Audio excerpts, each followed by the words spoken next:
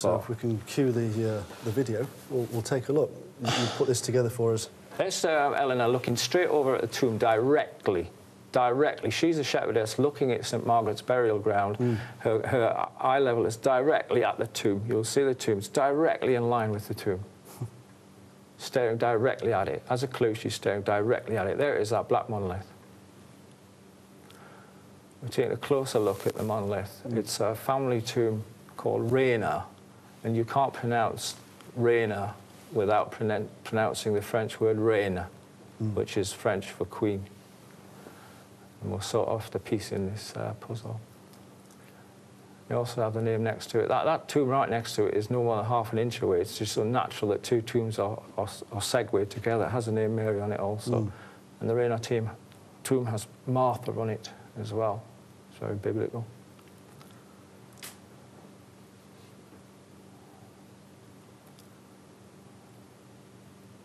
We're looking at a location under there. A chap from the Royal Academy of Art quit the Royal Academy of Art to join Lincoln Cathedral and become the canon there. He painted this and gave it to the cathedral. It's supposed to be the Annunciation of Mary. You can clearly see that is not the usual depiction of Mary the Virgin.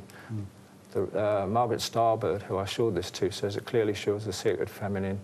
That's not Mary the Virgin, it's Mary Magdalene. And she's looking over at our tomb there. Pregnant. She's looking over at our tomb, which is outside the cathedral. And on top of that, scrolls, documents, it seems. Station of the Cross. Take a look at the bottom. What's that dog doing there? Doesn't belong in the picture. We'll see it again in a moment. What's that dog doing there?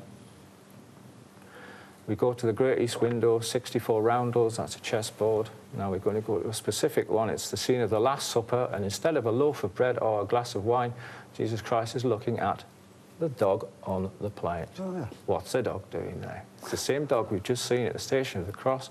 It's the same dog that accompanies Tennyson outside on his statue. Not once, not twice, 3 times, folks.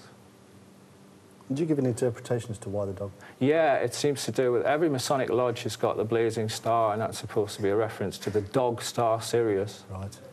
So it seems to be Freemasonic. Now, how we arrive at X marks the spot is when we go back to by this horse and cross of God. The studs on the horse, there's 7 on one side, then you've got the cross legs of the horse, and there's 4 on the other. So you multiply 7 by 4, you get 28. Okay, okay. But if we go to Rennes-le-Chateau for a moment, one of the best clues ever put there, painted himself by Berenger Saunier, was this picture here of the Magdalene kneeling in a cave, in a grotto. Now, if you draw a straight line through her eye level, through the centre of her cross, it hits on this decoration on the outside. Yeah. On the 28th one along.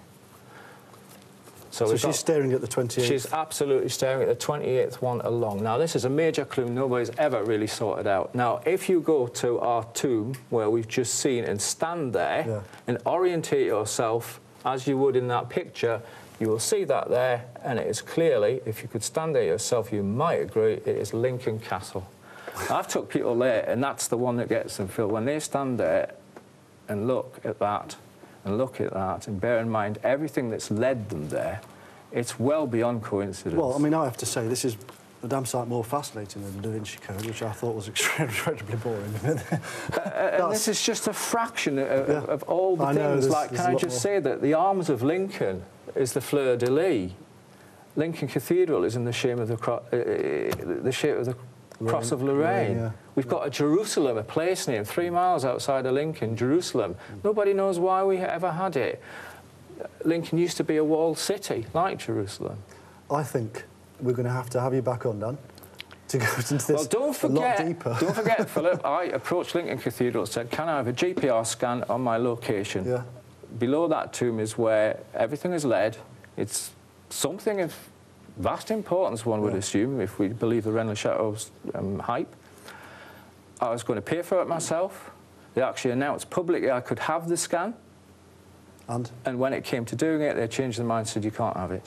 Why? OK.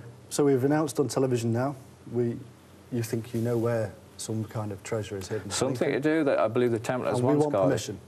We want permission to see They what's gave in it, then rescinded. OK.